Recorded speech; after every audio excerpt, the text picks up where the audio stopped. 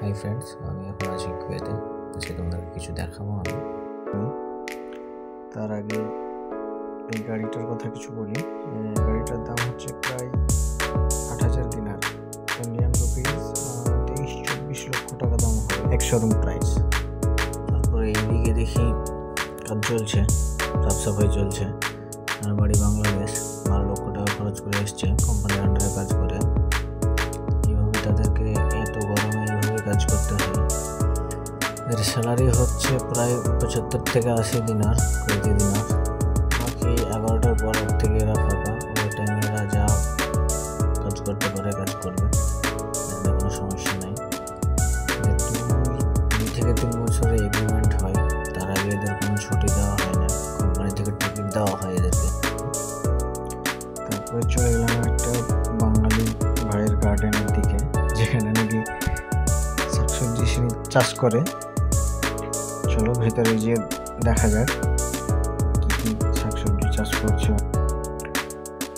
ভেতরে এসে দেখি ছোট্ট একটা শাকসবজির প্ল্যান্ট বানিয়েছে তিনি, দেখতে খুব ভালোই লাগছে।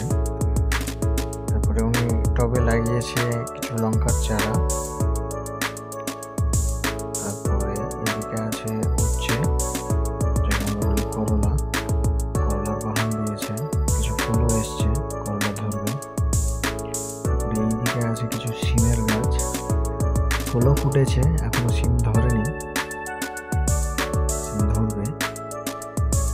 বাঙালি এগুলো লাগিয়েছে। তারপরে এদিকে আবার দেখি শশারও গাছ লাগিয়েছে, দেখতে বেশ ভালোই লাগছে। ওদের মরুভূমির মাটিতে শাকসবজি চাষ,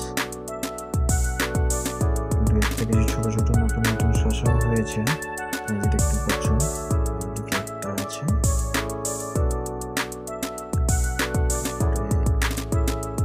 এদিকে ছোট ছোট আলু হচ্ছে, ফুল হয়েছে অনেক। কিছু পোকামাকড়ের গাছগুলো কেটে দিয়েছে। এগুলো দেশে থেকে বীজ নিয়ে এসে চাষ করার চেষ্টা করছে, যাতে নিজেই তাজা তাজা সবজি খেতে পারে উনি। ওনার নাম হচ্ছে মুজিবুর, বাংলাদেশে থাকে তিনি। তারপরে এইদিকে দুটো আলুরও গাছ আছে, নিচে দিকে কিছু লঙ্কার চারাও আছে, বেশ ভালোই হয়েছে। চলো আরো কিছু দেখবো, এবার বাইরে যাওয়া যাক।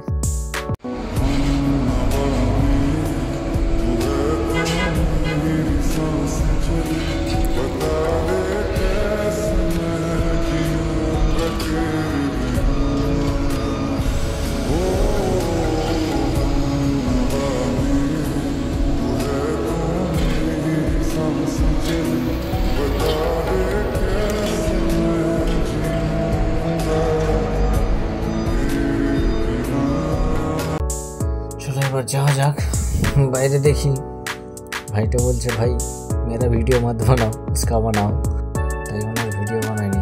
তারপরে ওদের কাজ শেষ, ওরা চলে গেল পরে ব্লকে, ওখানে গিয়ে আবার সাফসাফাই করবে এরা।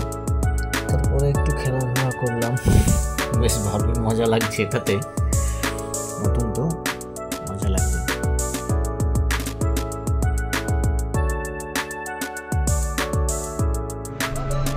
বাড়ি থেকে 60 কিলোমিটার দূরে ফুলের গাছ কিনতে এসছে বুড়ি।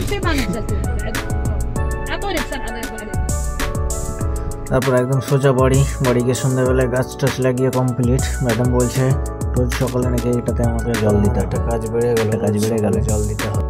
তারপরে দিবানিয়া আসতেই দেখি গরম গরম সিঙ্গাড়ার পিৎজা রাখা আছে, লোক করে দুটো খেয়ে নিলাম। তারপরে রুমে এসে দেখি